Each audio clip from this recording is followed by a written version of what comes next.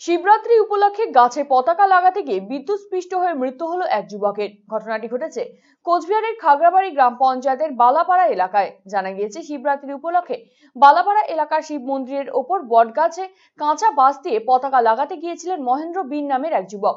গাছের ওপরে 33,000 ভোল্টের হাই টেনশন বিদ্যুতের তার ছিল। বাঁশটি কাঁচা থাকায় বিদ্যুতের সংস্পর্শে চলে আসেন ওই ব্যক্তি। ঘটনাস্থলে মৃত্যু হয় তার। মর্মান্তিক এই ঘটনায় শোকের আবহ ছড়িয়েছে গোটা এলাকা জুড়ে।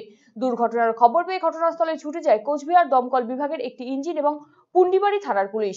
মৃতদেহ উদ্ধার করে ময়নাতদন্তের জন্য পাঠিয়েছে পুলিশ।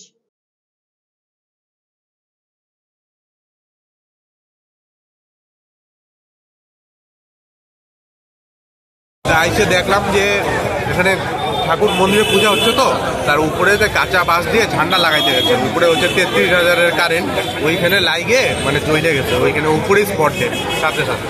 আচ্ছা, আপনি মানে আপনার এখানেই বাড়ি, স্থানীয় বাসিন্দা? আচ্ছা, ঘটনাটি কখন ঘটে? এই যে কিছুক্ষণ আগে, 15 মিনিট আগে।